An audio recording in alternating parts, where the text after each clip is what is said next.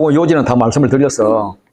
오늘은 뭐 특별히 드릴 게 없어서 그냥 설렁설렁 넘어가면 좋겠습니다. 근데 점심 드시고 졸리시잖아요. 감사합니다. 나 다 안 졸리면 어떡하지 싶어서. 그래서 잠깐 우리 좋은 시간을 좀 가지면 어떨까 싶어요. 제가 그 동영상으로 노래하는 성경이라고 한 10분 정도로 이렇게 요약해 놓은 게 있는데 눈을 감고 졸면서 요약을 한번 해보면 좋을 것 같습니다. 제가 아침에 들어봤더니 요약을 상당히 잘 해놨더라고요. 누가 했는지. 그래서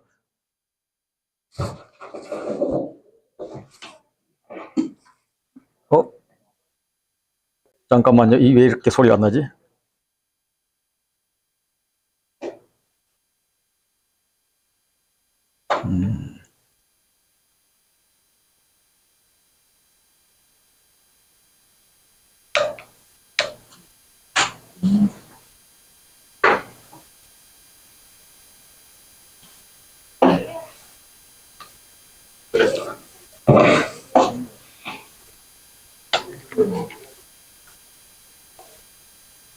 소리가 저기서 나는구나. 잠깐만요. 제가 세팅을 해야 되는데. 그냥 넘어갈까요? 이거 그냥 간사님 통해서 동영상을 그냥 넣어드릴게요. 동영상 그 링크를 드릴게요. 그렇게 해서 한번 들어보시면, 가실 때 한번 들으면, 마가복음이, 하실 수 있어요. 시간 괜히 가잖아요. 예, 그래서 마가복음은, 읽다가 모르겠다 그러면 뭘 보라?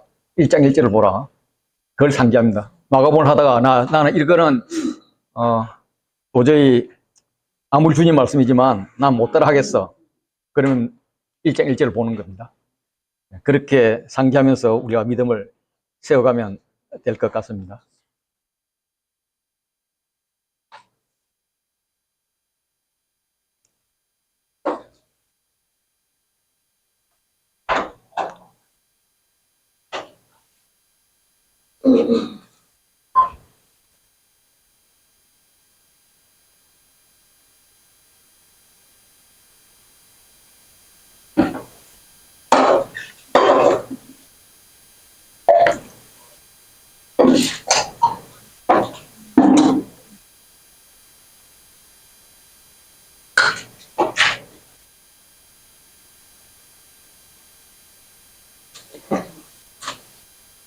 노래하는 성경. 이제 좀 크네요. 한 권의 성경을 배운다. 오늘은 마가복음의 요절로 들리나요? 드리겠습니다. 마가복음에 나오는 사건이나 가르침은 마태복음에 거의 95%가 중복되어 나오고 누가복음에도 85%쯤 중복되어 나옵니다. 마가복음에만 나오는 것은 갈릴리 호수에서 귀먹고 말 더듬는 자를 고친 에바다 사건, 벳세다 맹인을 2번 안수하여 고친 사건, 그리고 저자의 요약적 진술밖에 없습니다. 마태나 누가복음을 읽으면 내용상 마가복음은 읽은 것이나 마찬가지라고 생각했기 때문에 기독교 초기 마가복음은 인기가 없었습니다. 그러나 18세기 공관복음 연구에서 마가복음이 타 복음서보다 먼저 기록되었다는 주장이 나왔습니다. 그렇다면 마가는 마태와 누가의 뼈대가 된 첫 복음서인 것입니다. 그러면 마태, 마가, 누가복음, 그리고 요한복음까지 사복음서는 왜 쓰여졌을까? 2권이면 될 것 같은데 이는 각 복음서가 독자들에게 강조하며 전달하고자 하는 메시지가 있기 때문입니다. 이는 문맥을 통하여 알 수 있습니다. 그러면 마가복음이 강조하는 문맥은 무엇인가? 노래를 통해 알아보겠습니다.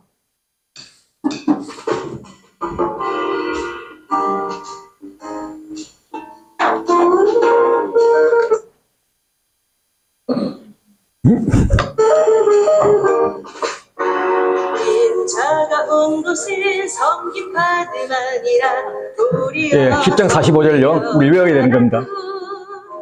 자기의 목숨을 많은 사람의 대속물로 주려 함이라.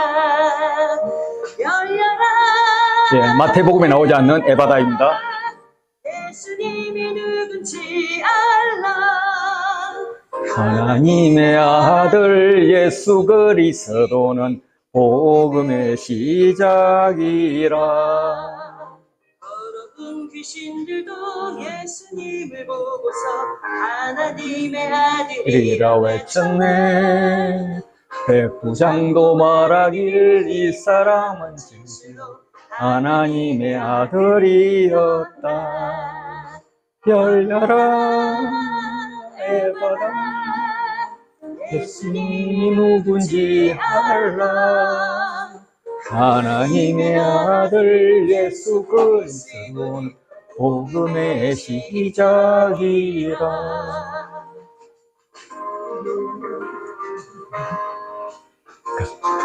유다 대신에 예수님이 잡히니 제자들 예수님을 버렸네.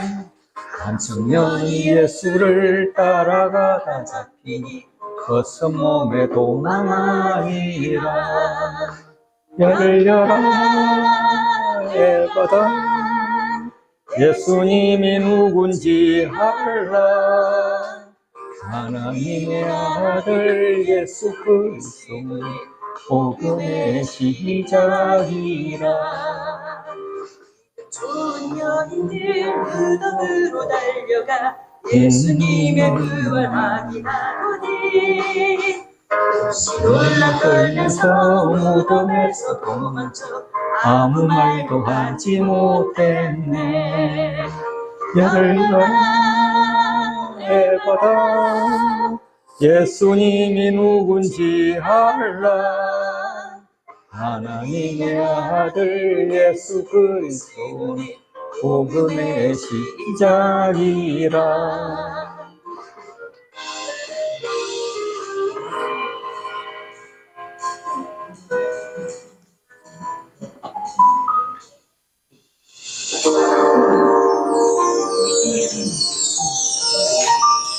이제 눈을 감으시고 요약하는 것을 딱 하면서 마가복음이 어떻게 생겼는지 마가복음의 문맥을 예, 합독하겠습니다. 한번 하나님의 아들 예수 그리스도의 복음의 시작이라. 마가복음 1장 1절. 마가복음은 우리의 왕이 하나님의 아들 예수 그리스도 복음의 시작임을 알려주고 시작합니다. 복음 앞에 그리스도가 붙은 것은 당시 복음이란 단어가 황제에게 사용된 소식이었기 때문입니다. 로마는 복음 유앙겔리온이란 단어를 새로운 황제의 즉위나 황제의 군대가 전쟁에 승리했거나 황제의 아들이 태어났을 때 사용하였습니다. 그래서 로마에는 제우스 신의 아들 네로 황제가 복음의 시작이다라는 식의 표어가 사용되었는데 마가는 그렇지 않다. 하나님의 아들 예수 그리스도가 복음의 시작이다 라고 주장하는 것입니다. 의는 당시 황제가 지배하던 세상에서는 황제와 전쟁을 선포한 것이나 다름없습니다. 귀신들도 예수님이 하나님의 아들임을 인정합니다. 더러운 귀신들도 어느 때든지 예수를 보면 그 앞에 엎드려 부르짖어 이르되 당신은 하나님의 아들이니이다 하니. 마가복음 3장 11절. 물론 이는 예수님의 사역을 방해하기 위한 것입니다. 예를 들면 예수님이 거라사인의 지방으로 전도하러 갔을 때 더러운 귀신 들린 사람이 예수를 보고 달려와 절하며 큰 소리로 부르짖어 이르되 지극히 높으신 하나님의 아들 예수여, 나와 당신이 무슨 상관이 있나이까? 원하건대 하나님 앞에 맹세하고 나를 괴롭히지 마옵소서 하니. 마가복음 5장 7절. 귀신들은 예수님이 그 지방에 들어오지 못하도록 방해하기 위해 돼지떼에게 들어가 바다에서 몰사하게 합니다. 별과 그 지방 사람들은 예수님께 떠나달라고 부탁하죠. 그러나 예수님은 귀신 들렸던 자를 통하여 그 지역을 전도합니다. 하나님은 세례를 통해 예수님을 내 사랑하는 아들이라 기뻐하셨고 심지어 예수를 죽인 로마 병정들도 예수님이 진정 하나님의 아들이었다 고백하지만 제자들은 이런 고백을 하지 못합니다. 예수님의 계속된 기적을 보고 세상을 정복할 힘이 있는 메시아 정도로 생각할 뿐입니다. 제자들은 오병이어의 기적 현장을 보았지만 물 위를 걸어오는 예수님이 어떤 분인지 깨닫지 못합니다. 예수님께서 바리새인의 누룩을 조심하라 했을 때 그들은 칠병이어의 기적에서 남은 떡을 가져오지 않았기 때문이라고 착각합니다. 그래서 예수님이 아직도 알지 못하며 깨닫지 못하느냐며 꾸짖습니다. 내가 떡 5개를 5,000명에게 떼어줄 때 조각 몇 바구니를 거두었더냐? 제자들은 12바구니였다고 답합니다. 맞죠? 그러나 예수님은 이 답을 탐탁히 여기지 않습니다. 그래서 다시 질문합니다. 떡 7개를 4,000명에게 떼어줄 때에 조각 몇 광주리를 거두었더냐?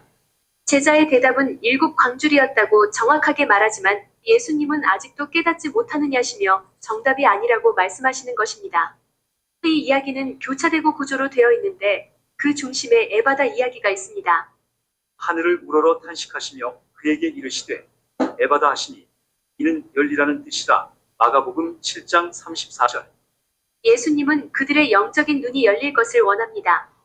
그들의 영안이 열려 있다면 그들은 오병이어나 칠병이어의 기적에 대해 물었을 때 단순히 12바구니, 7광주리가 아니라 1장 1절의 표제와 같이 예 당신은 하나님의 아들, 예수 그리스도 복음의 시작입니다라고 답했을 것입니다.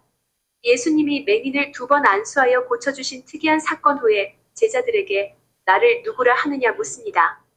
베드로가 제자들을 대표하여 주는 그리스도입니다. 라고 정확하게 대답했지만 예수님은 아무에게도 말하지 말라 경고하시고 자신의 죽음과 부활에 대해 가르쳐 주십니다. 죽음과 부활에 대해 3번 말씀해 주시지만 이때마다 제자들은 바른 반응을 하지 못합니다. 그때마다 예수님은 자신이 누구신지 가르쳐 주십니다. 그 핵심은 자신은 세상의 왕같이 힘으로 정복하여 섬김을 받으려 하는 자가 아니라 오히려 섬기려 하고 많은 사람을 구원하는 희생제물이라 말씀하십니다. 인자가 온 것은 섬김을 받으려 함이 아니라 도리어 섬기려 하고 자기 목숨을 많은 사람의 대속물로 주려 함이니라. 마가복음 10장 45절. 눈이 열리지 못한 제자들은 예수님이 십자가의 길을 갈 때 다 도망쳐버립니다. 제자들이 다 예수를 버리고 도망하니라. 마가복음 14장 50절. 심지어 한 청년이 벗은 몸에 대혼이불을 들고 예수를 따라가다가 우리에게 잡히매 대혼이불을 버리고 벗은 몸으로 도망하니라. 마가복음 14장 51, 52절. 이는 마가 자신을 나타내는 것으로 볼 수도 있지만 용사 가운데 그 마음이 굳센 자도 그날에는 벌거벗고 도망하리라는 아모스 선지자의 말씀이 성취된 것으로 볼 수 있습니다. 예수님의 십자가 사형 때 도망가지 않고 곁에 있었던 제자들보다 더 믿음이 좋았던 것으로 보이는 여인들은 어떻게 했을까요? 안식 후 첫날 매우 일찍이 해 돋을 때에 그 무덤으로 가며 마가복음 16장 2절. 그녀들은 안식일이 끝나자마자 예수님의 무덤을 찾아가며 무덤 문을 돌로 막아놨을 텐데 여자의 힘으로 열 수 있을까를 걱정했습니다. 그런데 문이 열려 있고 들어갔더니 흰 옷을 입은 한 청년이 앉아 있는 것입니다. 청년이 이르되 놀라지 말라. 너희가 십자가에 못 박히신 나사렛 예수를 찾는구나. 그가 살아나셨고 여기 계시지 아니하니라. 보라, 그를 두었던 곳이니라. 마가복음 16장 6절. 천사로 보이는 청년은 예수님이 부활하셨고 갈릴리로 가면 만날 수 있을 것이라며 기쁜 소식을 알려줍니다. 그런데 12제자보다 믿음이 더 좋았던 여인들이 부활의 소식을 듣고 증거까지 발견하고도 기뻐하지 않고 오히려 두려워 떨며 도망하고 무서워하여 아무에게 아무 말도 하지 못합니다. 여자들이 몹시 놀라 떨며 나와 무덤에서 도망하고 무서워하여 아무에게 아무 말도 하지 못하더라. 마가복음 16장 8절. 왜냐하면 예수의 그리스도이심과 부활을 알리는 데는 고난이 따르기 때문입니다. 코바디스 영화를 보면 기독교인을 잡아가서 경기장에서 사자밥으로 내어주는 장면이 나옵니다. 마가복음의 처음 독자들은 이 시대의 사람들입니다. 기독교인으로 산다는 것이 너무 어렵고 위험한 시대였고 믿음을 포기하고 싶던 시대였습니다. 그들에게 마가는 눈을 열어 고난 너머의 세상을 볼 것을 강조하며 곧 즉시 믿음의 순종을 요구하고 있습니다.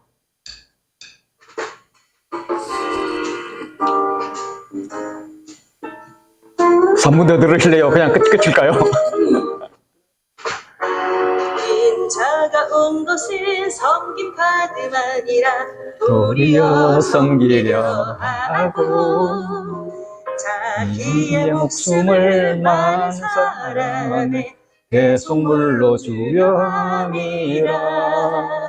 열려라 에바다, 예수님이 누군지 알라. 하나님의 아들 예수 그리스도 복음의 시작이라. 더러운 귀신들도 예수님을 보고서 하나님의 아들이라 외쳤네. 백부장도 말하길 이 사람은 진실로 하나님의 아들이었다. 열려라 에바다, 예수님이 누군지 알라. 하나님의 아들 예수 그리스도니 복음의 시작이라.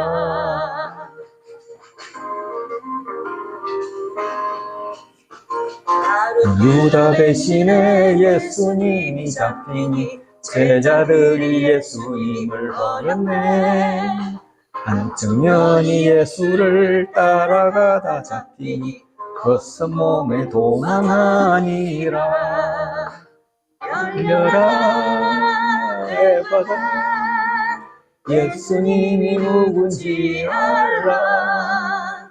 하나님의 아들 예수 그리스도 복음의 시작이라. 좋은 여인들 무덤으로 달려가 예수님의 부활 확인하고는 혹시 놀라 떨면서 무덤에서 도망쳐 아무 말도 하지 못했네. 열려라 에바다, 예수님이 누군지 알라. 하나님의 아들 예수 그리스도니 복음의 시작이라.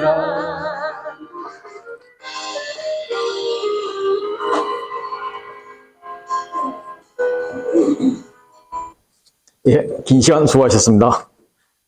예, 그래서 좀 주무셨으면 좋을 것 같고요.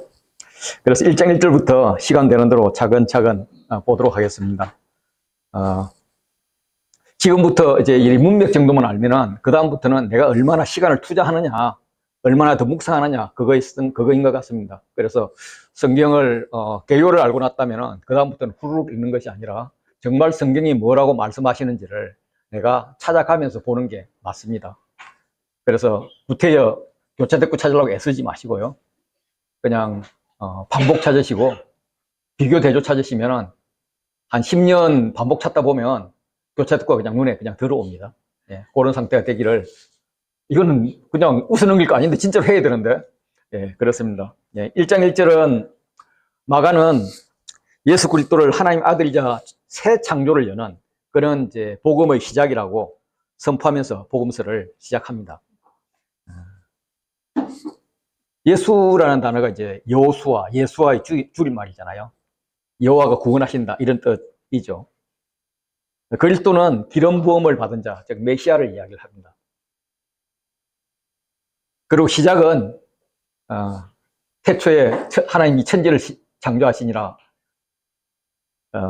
그때 태초, 시작, 뭐 이런 말에서 나오는 거잖아요.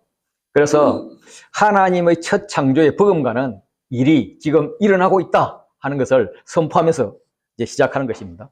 그리고 이 복음이라는 것은, 이 요한겔리언은 당시의 의미로는 그냥 요즘 우리가 쓰는 그런 복음이 아니라 황제의 복음으로 더 많이 쓰였기 때문에 실제로 성경을 읽다 보면, 특히 바울의 서신을 읽다 보면 그리스도의 복음, 예수 그리스도의 복음, 이렇게 복음 앞에 수식어를 붙여 놓습니다. 그러니까 우리 같은 경우는 꼭 예수 그리스도의 복음이라고 붙일 필요 없잖아요. 복음 그러면 좋은 소식, 그냥 안 믿는 사람도 복음 그러면 기독교쟁이 뭐 이렇게 이야기를 하는데, 그 당시에 꼭 그렇게 붙였던 것은, 유한겔리아는 그 단어는 사실상 우리 그리스도에 쓰였던 게 아니라 자기들 황제에 쓰였던 것입니다. 그런데 이제 그 단어를 아냐, 진짜 예수 그리스도는 하나님이야, 이렇게 시작하면서 말씀을 하는 겁니다. 그래서 로마가 추구했던 가치, 로마의 복음은 힘과 능력과 명예와 권력과 부였습니다. 지금도 마찬가지죠. 지금도 이 미국에 사는 이상한 복음, 그죠? 예. 그리고 막 우리도 또 실제로 물들어 있는 그런 복음, 이런 것들이 힘과 능력과 명예와 권력과 부를 따르고 있습니다. 그런데 그리스도가 추구하는 것은 사랑이고 자비이고 긍휼입니다. 겸손이고. 그렇게 이 단어가 오늘 우리에게는 좋은 단어로 적혀 있지만 그 당시 사람들에게는 말도 안 되는, 사랑 외에는 나머지는 말도 안 되는 그런 언어였고, 사랑도 잘못 사용하면 음란에 가까운 그런 단어였습니다. 이렇게 뭐 비굴한 이런 때 사용되는 단어들이었어요. 그런데 그런 단어를 사용을 하면서 우리는 이걸 추구한다. 세상과 다르다. 그런데 그 다른 세상이 이제 바뀐다. 이런 이야기입니다. 1장 2절부터 이제 14절까지 서언인데, 마가복음 1장 2절은 선지자 이사야의 글에 보라 라고 시작을 하면서 내가 내 사자를 내 앞에 보내노니, 자, 이거는 어디 나오느냐면 출애굽기 23장 20절에 나옵니다. 예. 그가 내 길을 준비하리라. 이거 말라기에 나오는 말입니다. 그리고 광야에서 외치는 자의 소리가 있어 이르되 너희는 주의 길을 예비하라. 그의 오실 길을 곱게 하라. 이것은 이사야서에 나온 거예요. 그래서 자, 지금 이 말씀은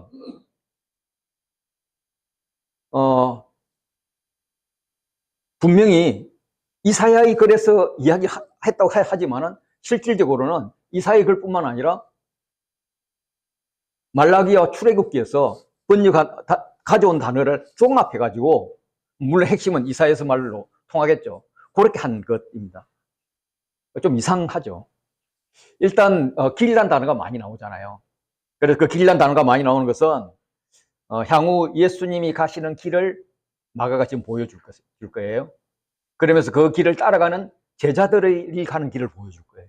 그리고 그 제자들의 실패들을 계속 보게 될 것이고, 독자들에게 당신은 어느 길로 갈래? 예수님이 가셨던 그 길로 갈래? 아니면 포기하고 다른 길로 갈래? 이걸 이제 계속 묻게 됩니다. 그렇게 물음이 올 때마다 다른 길이 더 맞을 것 같아. 저쪽 길이 더 맞을 것 같아. 저게 더 훨씬 합리적이야. 저게 훨씬 더 있어 보여. 그럴 때마다 1장 1절을 보자는 거예요. 하나님의 아들 예수 그리스도 복음의 시작이다. 우리에게 복음이 진짜는 뭐냐? 그것은 예수 그리스도로부터 나오는 거다라고 하는 거죠. 이 1장 2절 3절은 출애굽기, 모세오경, 율법서죠. 율법서. 그리고 이제 말라기, 선지서, 소선지서죠. 이사야, 대선지서. 이것을 연결하여 만든 문장입니다. 그래서 앞으로 예수님이 하시는 말씀은, 전하는 말씀은 구약 전체가 아우러진 그런 말씀일 거다. 이런 것을 염두에 두게끔 하고 있고, 이 출애굽과 선지자의 제2 출애굽, 이게 예수님을 통해서 이루어질 것이다. 이런 것을 암시하는 그런 거로 이렇게 봅니다. 예. 그런데 이제 이걸 이제 마가가 이사야의 글이라고 표현을 하는 거로는 아무래도 마가가 이사야서를 읽으면서 영감받은 게 많이 있지 않나. 이렇게 생각을 해요. 그래서 어떤 학자들은 마가가 이제 이 이사야서의 묵시 문학을 가져와서 그 형태로 많이 썼다. 이제 이렇게도 봅니다. 이사야서가 보면은 막 좀 후반부에 가면은 뭐 앞에는 구약 39장까지는 구약 비슷해서 어둡다 하지만 뒤에는 신약 비슷해서 밝다고 그러는데 실제로 끝은 뭐 아주 서미하게 끝납니다. 거전하게 끝납니다. 예. 그래서 그렇게 이상하게 허무하게 좀 끝나는 것 같은 그런 것을 그대로 차용해 오지 않았나. 그러니까 마지막도 여인들이 아무에게 아무 말도 하지 못하는 걸로 이렇게 끝나지 않았나. 이렇게 생각을 합니다. 그래서 저는 이제 이걸 읽으면서 마가가 이사야서의 그 썰렁함을 가져왔다면 특별히 어떤 것을 갖고 오고 싶었을까?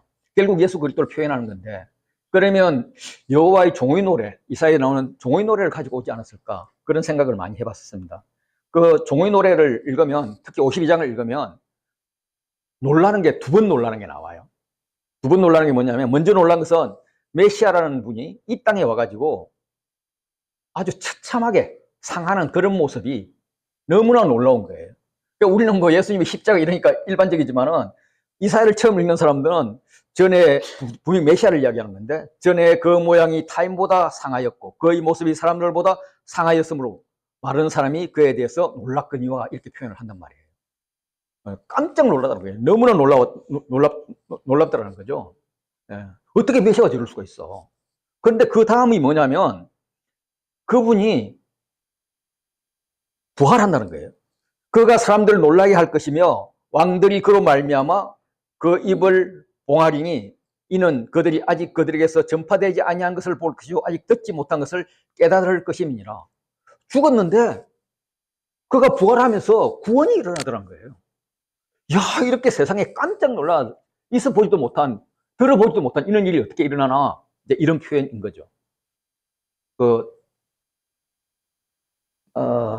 아슬란 나오는 나니아 연대기 보셨어요? 예, 그 사자가 이제 이렇게 남자를 마귀가 자기 거라고 주장을 하니까 걔를 살리기 위해서 사자가 대신 죽잖아요. 근데 대신 죽는데 다 슬퍼하는데 죽고 나서 세상이 짜장 바뀌면서 막 이제 부활하니까 사자가 부활하고 그래서 사자가 그러잖아요. 아슬란이 그러잖아요. 이건 아무도 생각하지 못했을 거야. 이런 방법은. 예, 그런 방식으로 예수님께서 부활을 통해서 더욱더 우리를 놀라게 하는 그런 사건을 만드는 이걸 가지고 하지 않았을까 이런 생각이 들어요. 예, 그래서 이래서 마가는 이사야를 강조했다 이렇게 생각을 합니다. 세례 요한이 광야에서 외칩니다. 광야는 하나님을 만나는 곳이죠. 이스라엘 입장에서는 율법을 이제 받은 곳이고요. 그래서 여기는 새로운 시작을 의미합니다. 새로운 출애굽을 상징하는 광야에서 세례 요한의 사역이 시작되고 있죠. 그 세례는 하나님 나라에 합당한 백성이 되기 위해서 회개하라라고 이야기를 합니다. 그런데 유대인들은 자기들은 아브라함의 자손이기 때문에 유대인들의 관습만 지키면, 율법만 지키면 당연히 천국 가는 줄로 알고 있어요. 그리고 그들은 특히 바리새인들은 그걸 잘 지키고 있었어요. 그런데 그들 앞에 회개하라 그러니까 내가 뭘 회개해야 돼? 쟤들이 회개해야지. 굉장히 충격적이었던 거죠. 그런 충격을 이제 주고 있습니다. 주면서 요한이 앞으로 오실, 나는 물로 세례를 주지만 성령으로 세례를 주실 분을 소개를 합니다. 이제 물과 피는 성령의 다른 표현인데 그 물과 피는 사실 눈에 보이는 거잖아요. 근데 성령은 어떤 눈에 보이는 것보다도 이런 천상적인 그런 존재잖아요. 그래서 이제 뭔가 위대하고 거대한 건 알겠지만은 그 당시 입장에서 그때는 이제 삼위일체 이런 것도 정립되지 않았을 거니까 그렇지만은 큰 역사하시는 이런 이미지인데 물과 피는 눈에 보인단 말이에요. 예, 그래서 나는 눈에 보이는 이걸로 하지만 진짜 본체인 성령으로 세례를 줄 분이 있다. 그래서 성령이 본체라면은 물과 피는 그림자에 지나지 않는다. 그런데 이 그림자를 가지고도 내가 회개 세례를 할 때 너희들은 왔고 회개했고 그걸 통해서도 대단한 변화가 일어나는데 성령으로 변화를 주실 그분이 오시면 그 변화는 우리가 깜짝 놀랄 것이다. 이렇게 이야기를 하는 거예요. 그때 이제 예수님도 세례를 받으러 갈릴리 나사렛부터 요단강까지 상당히 먼 거리를 걸어왔을 겁니다. 세례는 물에 담가서 없앤다, 죽인다 이런 뜻이 있잖아요. 그러니까 예수님께서 세례를 받으러 일부러 죽으러 먼 길을 오신 거예요. 요한이 깜짝 놀라잖아요. 아니, 당신이 나한테 세례를 줘야 될 텐데 내가 나보고 당신한테 세례 주라니까 말이 됩니까? 예, 그랬을 때 마태복음에서는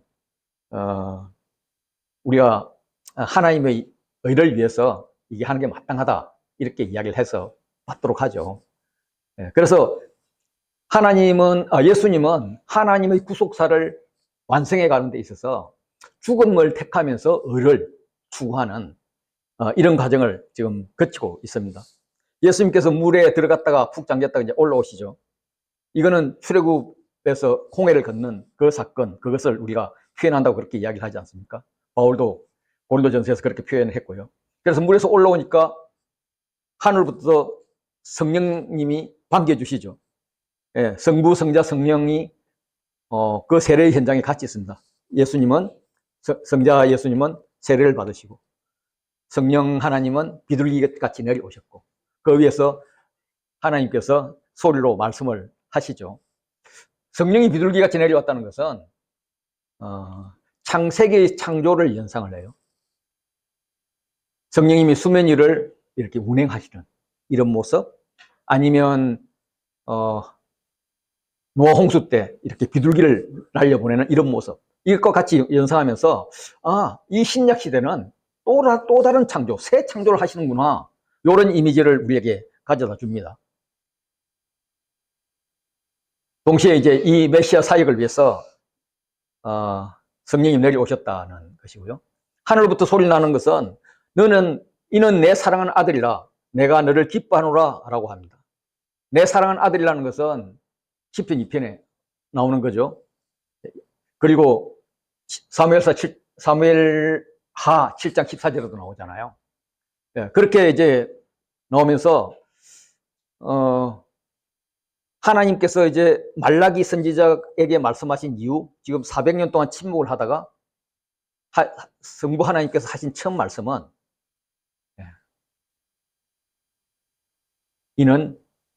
너는 내 사랑하는 아들이라. 이게 첫 말씀입니다. 그 말씀은 예수님께 하시는 말씀이기도 하지만 동시에 우리에게도 너희는 내 사랑하는 자녀야. 이게 하나님의 첫 말씀이에요. 그렇게 첫 말씀을 하고 두 번째는 내가 너를 기뻐하노라 라고 말씀하시는데, 내가 너를 기뻐하노라 하는 것은 이사야서 42장 1절에 나오는 말씀을 가져온 겁니다. 제가 읽어드리면, 내가 붙드는 나의 종 내 마음에 기뻐하는 자 곧 내가 택한 사람을 보라 이러는데, 여기서 내가 기뻐하는 자는 누구예요? 종이에요, 종. 아들, 내 사랑하는 아들인데 내 기뻐하는 종이라는 거예요. 그 하나님의 아들은 하나님의 신성을 가지고 있는 거고요. 하나님의 종은 인성을 가지고 있다고 그렇게 봅니다. 그래서 예수님은 아들이자 종인 인성과 신성을 같이 가지고 있는 그런 분으로 우리가 인식을 하면 되겠습니다. 성령님이 예수님을 바로 광야로 내보내십니다. 광야의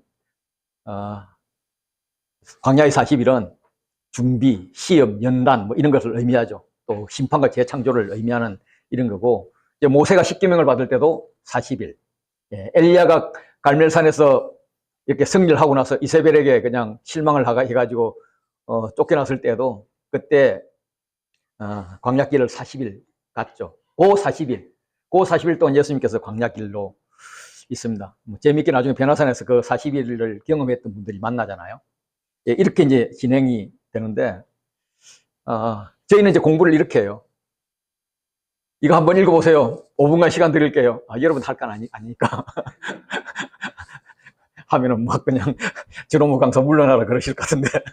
근데 제가 해본 바로는 의미가 있어요. 한 10분 정도 시간 드리면은 좀 같이 생각해 보는 그런 시간인데, 저걸 보고 이제 우리가 관찰을 합니다. 이제 여러분들께서 공부를 하실 때 숙제가 뭔지 모르겠지만 숙제하실 때 이런 식으로 했으면 좋겠다 싶습니다. 저걸 놓고 이제 내가 묵상을 하는 거죠. 관찰을 하는 거죠. 그러면 반복된 단어를 찾아보면서 좀 대조되는 단어 정도도 찾아보고 뭐 이러면 관찰 끝이죠. 그렇게 관찰을 하는데, 그럼 뭐 어제도 관찰했는데 오늘 또 관찰해야 돼? 뭐 이런 생각도 있잖아요. 그리고 뭐 똑같은 단어가 뭐 나오면 똑같은 단어지 뭐 또 다를까? 뭐 이런 것도 생각되잖아요. 그런데 이제 우리가 이제 관찰을 반드시 해야 될 것은, 성경이 뭐라고 말씀하는지 봐야 될 것은, 제가 차를 타고 가요. 우리 집까지 가는데 밤길에 굉장히 익숙해요. 헤드라이트도 있고. 그래 가는데 뭐가 덜컹했어. 그러면 이렇게 뭐 둔덕이 있었나 보다 이렇게 생각할 수도 있죠. 그래서 그게 뭐 그냥 웅덩이에 있었다든지 둔덕이 있어서 덜컹했다 그러면 no problem. 그런데 거기에 동물이 한 마리 있었다 그러면 죄송합니다. 이 표현을 잘못했네. 그거는 뭐 비프라블럼은 아니면 저기 문제가 있는 거예요. 그죠? 근데 거기 사람이 있었다 그러면 이건 정말 큰 문제거든요. 그럼 확인해 봐야 된다고요. 문제가 있으면. 성경도 마찬가지죠. 그냥 그 단어가 나오고 뭐 나온다고 해서 뭐 또 나왔네 하고 넘어갈 게 아니라, 뭐 때문에 이렇게 내놨지? 차에서 내려서 야, 이게 진짜 그냥 둔덕이었나? 아니면 누구가 이렇게 물건을 잘못 버리고 갔었나? 아니면 진짜 큰일 났는 거, 사고가 났나? 이걸 확인해야 된다는 거죠. 그래서 관찰이 중요합니다. 관찰을 중요한데 관찰을 하다 보면은 또 헷갈리잖아요. 도대체 이게 무슨 뜻이야? 모르겠잖아요. 뭐 BRI 하면 다 한다 그러는데 뭐 배경도 잘 모르겠잖아요. 그래서 그걸 이제 이게 무슨 뜻일까 질문을 해보는 거예요. 그 질문을 가지고 내가 가능하면 원독자 입장에서 묵상을 해보는 것, 해석을 해보는 것, 해석의 결과를 묵상해보는 것, 뭐 이런 것들이 필요합니다. 제가 저는 이제 이런 걸 가지고 같이 공부를 많이 하는데 제가 하면서 이런 질문을 했어요. 성령은 왜 광야로 바로 내보냈을까? 뭐 그냥 뭐라 붙였잖아요. 즉시. 왜 보냈을까? 간사님, 왜 보냈을까요? 예, 이럴 때 이제 짜증내는 분도 있고, 머리가 막 돌아가는 분이 있는데, 예, 짜증내시면 안 되고요. 머리가 돌아가셔야 돼요. 예, 이럴 때 이제 아무도 모르죠. 답은 모르죠.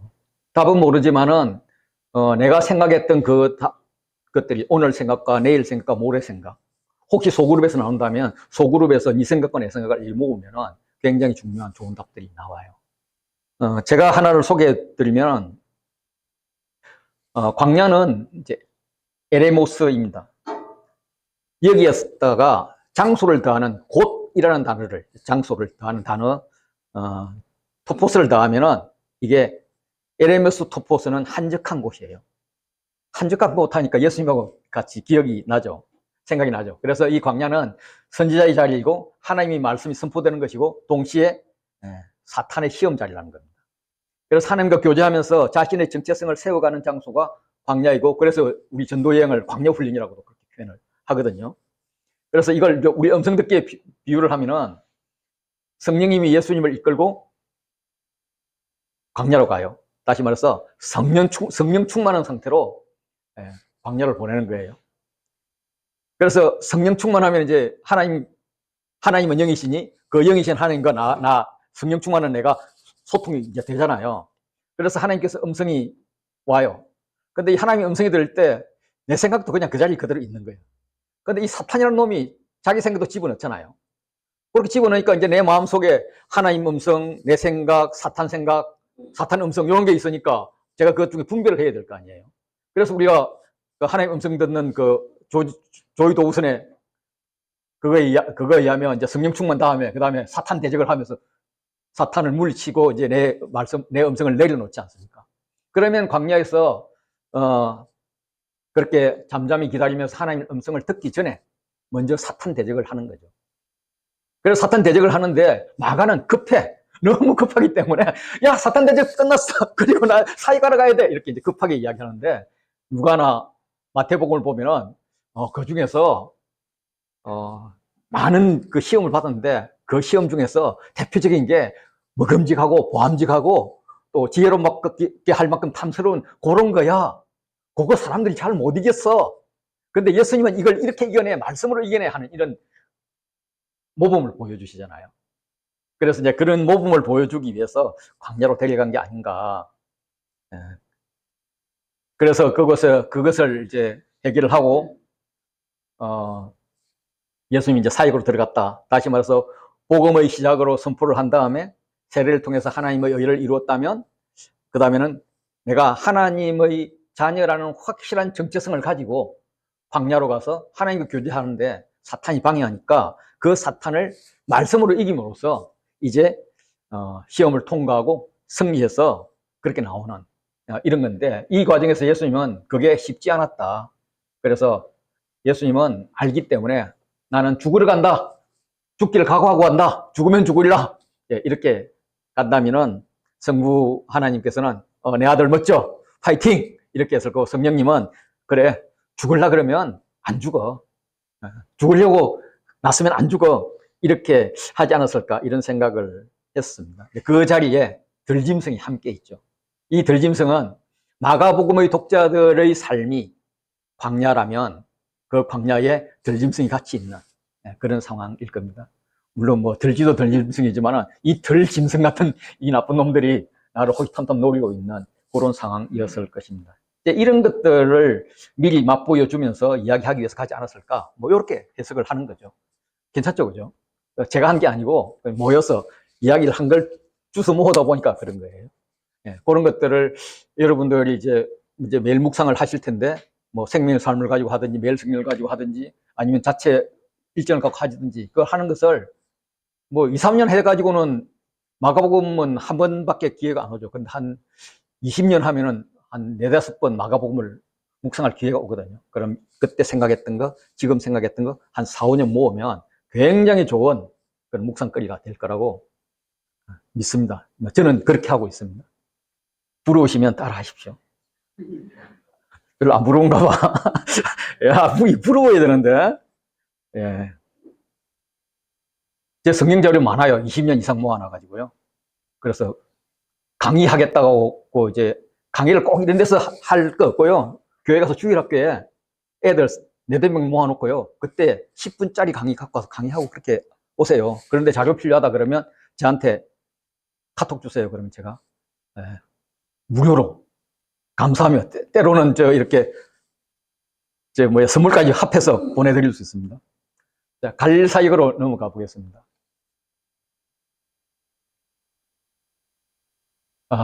제가 너무 진도가 넘는 기분이 막 드는데, 예.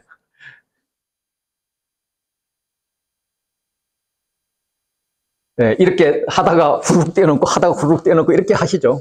어차피 뭐 후룩 떼어놓으면 아무것도 모를 거고, 요렇게 그렇게 좀 내가 그동안에 묵상했던 걸 말씀드려야 좀 남는 게 있을 거고, 그렇다면 다 못할 건 뻔하니까 그래도 중간중간 요소는 다 짚고 넘어가면 좋을 것 같습니다. 이제 마가복음 1장의 구조는 계속 말씀드렸듯이 그 3막 3장으로 나눴을 때 그때 1막은 갈릴리아 주변 지역 사역입니다. 그래서 1장에서는 예수님은 사역을 시작하면서 제자들을 부르세요. 그리고 그 제자들에게 메시아의 사역이 뭔지를 보여주십니다. 그런데 제자들은 몰라요. 귀신들은 알아요. 당신은 하나님의 거룩한 자입니다. 이걸 압니다. 그래서 마가는 이제 조금 이따 나오겠지만은 그 초기 사역의 시작에서 제자를 부르는 것을 놓고 그 이야기의 중심에 뭘 넣느냐면 새 포도주와 새 부대를 넣어요. 나중에 교차특구 구조로 보여드릴 텐데 새 포도주와 새 부대를 넣어놔요. 새 시대가 왔다는 거예요. 그래서 새 시대에 맞는 삶을 살았으면 좋겠다 하는데 귀신은 그런 시대가 오면 안 되거든. 그래서 예수님의 사역이 먼저 드러나게 하는 거예요. 사람들이 기급을 하고 도망을 가든지 아니면 사람들이 예수 우리의 영웅, 그 영웅을 따라가야지 하면서 영웅 예수를 만들든지 그걸 하기를 원하는 거죠. 그렇게 이제 제자들은 이분이 하나님인 줄 모르고 헛소리를 삑삑 해야 되는데 귀신들은 당신은 하나님 아들입니다 이러니까 사람들이 그거 귀신의 말을 깨달으면 뭐라 그러겠어요? 귀신 들린 자를 통해서 당신은 하나님 아들입니다 이렇게 이야기하면 사람들도 다 들을 거 아니에요. 그거 들으면 저 사람은 귀신 들린 자의 아들이네? 귀신 들린 자를 귀신 들게 한 귀신 대장의 아들이네? 바알세불 아들인가벼? 이렇게 보는 거예요. 그런 일들이 일어나는 거예요. 제가 그랬잖아요. 사람 같은 사람이 나보고 사람 같다 그러면은 뭐 좋은데 사람 같지 않은 놈이 나보고 사람 같다 그러면 되게 찝찝한 거. 그게 이제 1장 이야기입니다. 예수님은 이제 두 번째 제자를 세우실 때 가면은 그 많은 제자들이 있는데 그 중에 12를 택하십니다. 택해서 세우십니다.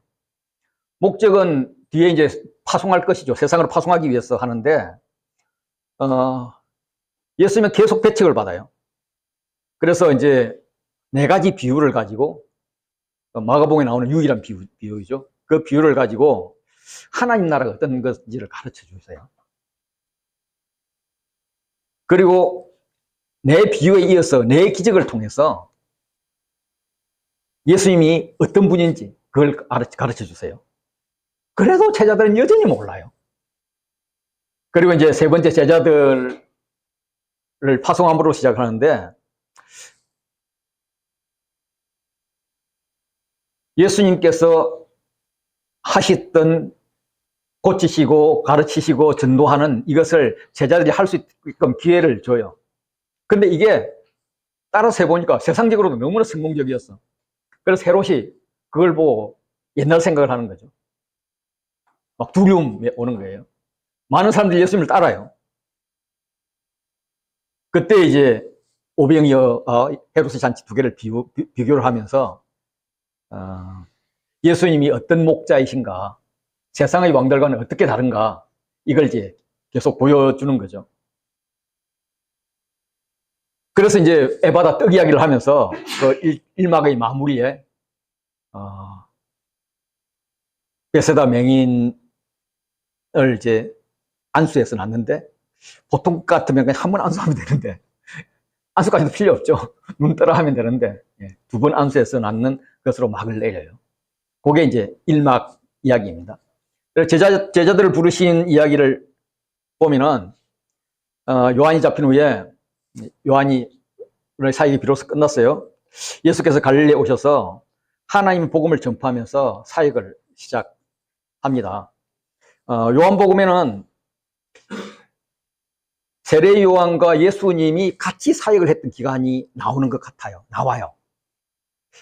그런데 공관복음은 예수님의 세례 요한의 사역이 끝나고 예수님의 사역이 시작돼요. 그러면 이제 마가복음으로 치면은 한 번 안수받은 자와 두 번 안수받은 자가 있는데, 한 번 안수받은 자들은 이렇게 생각하죠. 성경은 옳고 없다면서 왜 복음서부터 다 틀려? 어느 게 맞아? 이제 요렇게 이제 접근을 할 수 있어요. 물론 이제 그 어느 게 맞아 할 때에 성경을 읽다 보면은 이 말이 안 되는 게 나오거든요.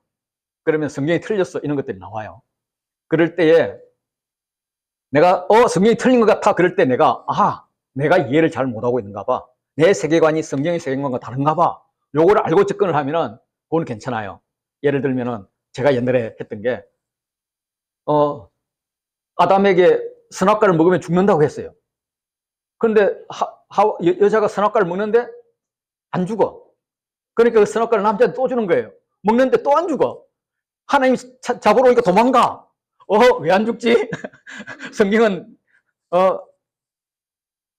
이렇게 오류가 없다면서 이제 이렇게 생각을 하다가 성경을 이제 안 봐. 창세기는 안 봐.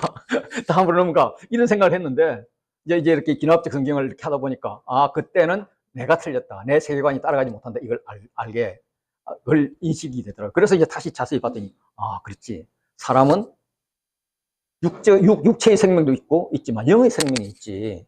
그리고 우리는 영원한 생명으로 갈 거잖아. 그래서 하나님이 우리에게 육체를 만든 거는 짐승들이랑 뭐 똑같이 만들었겠지만은 영을 준 것은 우리밖에 안 줬잖아. 그럼 하나님께서 말씀하신 것은 영의 죽음을 이야기하는구나. 그렇지.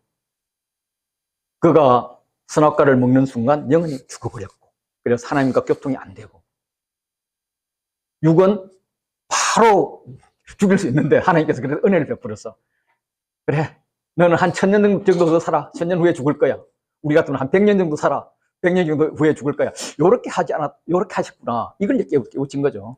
그래서 그렇지. 그렇다면 내가 내 육체가 살아있을 동안에 내 영을 살려놔야만 내가 앞으로 오는 세대로 갈 수 있겠구나. 영원한 생명으로 갈 수 있겠구나. 이런 걸 깨우치는 거죠. 요거에 이제 성경이 옳으라고 생각할 때 다시 보는 거예요. 그런데 이제 그걸 이제 잘못해가지고 이제 자꾸 이제 그 오류 이걸 찾아 빠지다 보면은 옆으로 나가가지고 결코 돌아오지 못하는 이런 상태가 돼요. 이제 이게 이제 한 번 안수받은 사람이고, 두 번 안수받은 사람이라면, 왜 두 개가 왜 틀리지? 그러면 공관복음의 저자들과 요한복음의 저자는 뭔가 전달하고 싶은 게 다를 텐데, 이들은 이 문학적 장치를 통해서 무슨 말을 하고 싶었던 거지? 이제 이런 걸 깨우치면 이제 두 번 안수받은 사람이 되는 거예요. SBS 측면에서. 그래서 이제 그런 걸 이제 한번 생각을 해보면, 요한은 사역이 겹치는 기간이 있었다는 것을 통해서 세례 요한의 사역이 결국 하나님께서 그 길을 예비하라는 그 사역이고, 그것을 이어서 이제 예수님이 본 사역을 시작했다. 이런 연결성을 이렇게 강조하는 것이라면, 공관복음은 요한의 시대까지 구시대는 끝났어. 그래 이제 새 시대야. 새 시대를 예수님께서 시작하시는 거야. 이걸 새 시대의 강조를, 시작을 강조하는 이런 거라고 그렇게 봅니다. 예, 어쨌든 하나님 나라가 가까이 왔으니 회개하라, 믿으라. 이걸 강조하면서 지나갑니다. 가버나움으로 가요. 가버나움 한 회당에 들어가는데 안식일이라서 예수님께서 설교를 했던 것 같아요. 많은 사람이 그의 교훈에 눌립니다. 예수님의 권위가 어느 정도냐? 그 권위는 귀신 들린 자를 통해서 나타납니다. 그 말씀의 권위는 그들이 그냥 말로만 들었던 그런 귀신을 내쫓는 권위, 그 권위로 예수님이 온 동네 갈릴리 지역에 소문이 나게 되죠. 그리고 이어서 간 곳이 시몬의 장모가 사는 집입니다. 바울 일행이 회당에서 나와서 이제 시몬과 안드레의 집으로 갔습니다. 시몬과 안드레가 같이 살고 있었고 시몬의 장모까지 같이 살고 있었으니까 아마 상당히 큰 집이었을 거로 그렇게 보여지고 이게 당시에 가버나움 베이스였을 것이다 라고 학자들이 생각을 합니다. 고고학에서도 그런 게 비슷한 게 증명이 되고요. 예, 그들이 예, 제가 이 시간에 4장까지 끝내야 되는데 아직 1장을 다 못 끝내고 있네요. 그 일행이 들어갔는데 집에 들어가자마자 사람들이 시몬 장모의 병을 고쳐달라고 해요. 아프다고. 그날은 안식일입니다. 특이한 사람들이었던 거죠. 그렇게 지금으로 보면 굉장한 믿음의 사람들이에요. 그래서 그를 고쳐줍니다. 그 당시에 세 가지 금기사항이 있었는데 하나는 안식일에 그렇게 일하는 것이고요.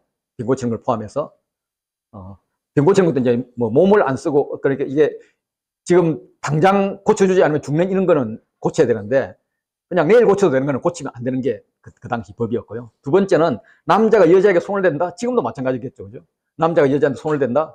물론 어머니 뻘이니까 손 좀 대도 되긴 될 것 같은데 그 다음에 부정한 환자에게 정결한 사람이 손을 댄다. 이 세 가지가 다 금기된 거예요. 근데 지금 예수님이 이걸 다 하는 거예요. 근데 또 시몬의 장모도 재밌는 게 그렇게 해서 병이 나왔어. 나왔으면 나와서 감사해요 하고 침대에 한 두세 시간 더 누워 있어야 되는데 바로 일어나서 수종을 든단 말이에요. 음식 대접 이런 거 한단 말이에요. 그들 안식일에 꼼짝도 안 하잖아요. 그 전날에 준비해놓고 그냥 먹기만 하잖아요. 그런데 막 이렇게 수종을 들어요. 여기는 굉장히 뭔가 틀을 막 깨는 그런 분들이에요. 안식일임에도 불구하고 병 고쳐줄 것을 요구를 했고 안식일임에도 불구하고 병이 났자마자 즉시 반응하는 이분들에게 하나님께서 복을 주시죠. 그래서 장모는 예수님과 제자를 섬기는 그런 영광을 얻게 되고 그때 베드로는 본격적으로 이제 제자가 되지 않았을까.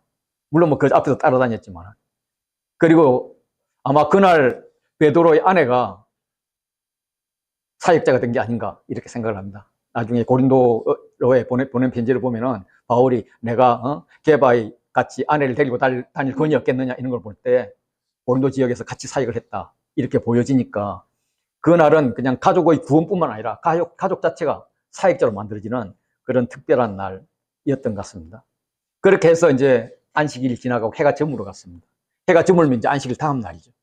그때는 사람들 움직여야 되는데 그때 사람들이 병을 고치러 옵니다.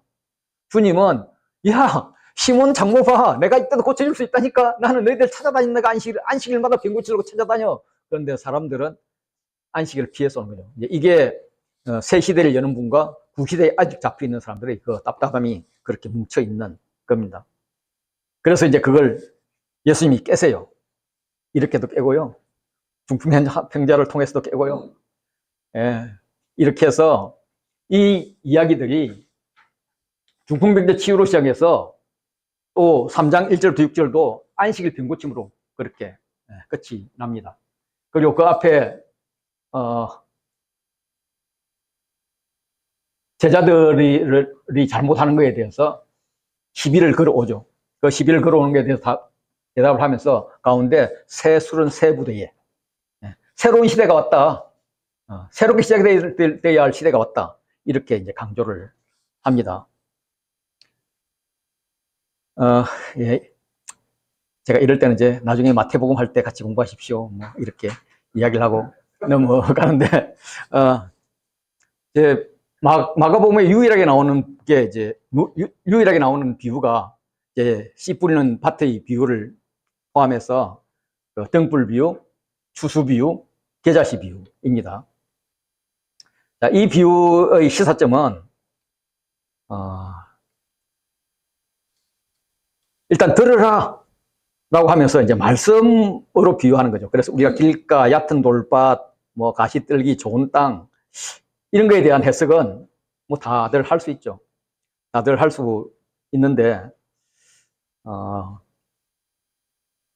이것을 이제 어떤 식으로 구성을 해놨느냐면 씨 뿌려진 밭의 비유를 간략하게 이야기를 하고 나서 그 다음에는 거기에 대해서 비유로 가르치는 게 왜 중요한지 그러면서 이제 내부인과 외부인을 이야기합니다.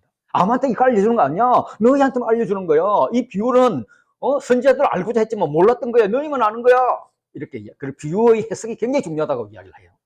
그리고 그 다음으로 이야기하는 것이 씨 뿌려진 밭들의 비유를 길가에 뿌려졌다는 건 말이야. 예. 얕은 돌밭에 뿌려졌던 건 말이야. 이렇게 설명을 해주세요. 그래서 비유는 해석이 중요하다는 거예요. 그래서 길가, 얕은 돌밭, 가시떨기, 좋은 땅 이거에 대해서 이제 해석을 우리가 이미 예수님께 해주셨으니까 우리는 다 알 수 있죠. 그러면 내가 씨를 뿌려지는 밭의 입장에서 보면 다시 내가 복음을 받는 입장에서 보면은 나는 그 복음의 씨앗이 와가지고 길가로 떨어졌을 때 길가에 있는 것을 주워다가 나의 좋은 심정의 씨를 심기 위해서 그 길가로 나가지 않도록 계속 애쓰는 것이고, 얕은 돌밭에 뿌려지는 것은 돌을 계속 치우면서 개간을 해야 되는 거고, 가시떨기에 뿌려지는 것은 그런 가시떨기 같은 그런 모든 유혹들을 계속 제거해 나가는 거고, 그래서 좋은 땅을 유지하려고 애를 쓰는 거다. 뭐 이런 걸 갖고 이제 여러 가지 이렇게 묵상을 할 수 있겠죠.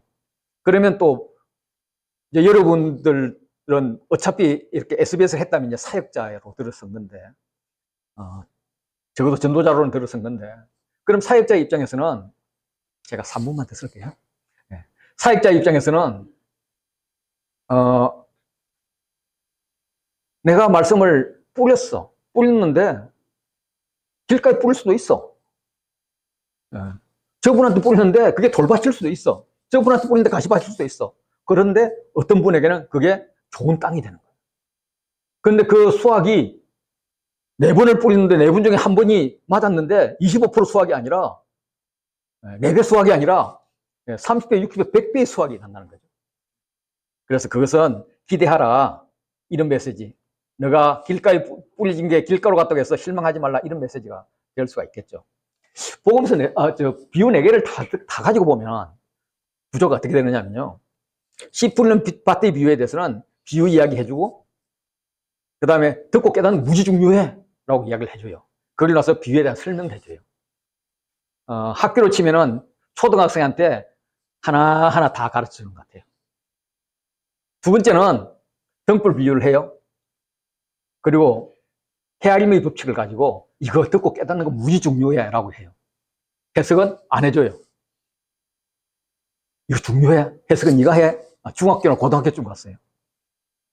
네 번째 비유는 비유만 이야기해요. 중요하다 말도 안 해요. 왜냐하면 중요한 건 아니까. 해석도 안 해요. 해석할 능력이 있다고 보니까. 이게 이제 마가의 급한 마음이죠. 야, 내가 기본 가르쳤잖아. 뭐야? 하나님의 아들 예수 그리스도요. 복음의 시작. 그거 아는 거 굉장히 중요해. 깨닫는 거 중요해. 에바다 중요해. 그런데 처음 그런 해석을 내가 해주지만 다음부터 하는 거는 해석 안 해줄 거야. 그래도 물뚱물뚱 넘어갈 수 있으니까 야, 그래서 진짜 우리가 잡아야 될 것은 비유의 해석이 중요한 거야. 내부자가 되는 거야. 해놓고 뒤에서는 그냥 비유만 던지고 휙휙 던지고 다 이해할 수 있지 하고 가는 거죠. 이게 하나님이 우리에게 주는 기대예요. 그래서 우리가 이렇게 공부를 하는 것도 그 하나님의 기대에 대해서 하나님, 이제 전에는 말씀 주시고 해석해 주시고 먹여 주시고 이렇게 해야 내가 알아들었는데 나는 점점 더 성장해서 말씀 만 주시면 내가 찾아서 보고 관찰하고 해석하고 내가 내 삶에 적용할 수 있습니다. 이런 사람이 되어 가겠습니다 하는 이런 것을 요구하는 게 아닌가 그렇게 생각을 합니다. 예. 잠깐 쉬었다 하도록 하죠. 수고하셨습니다.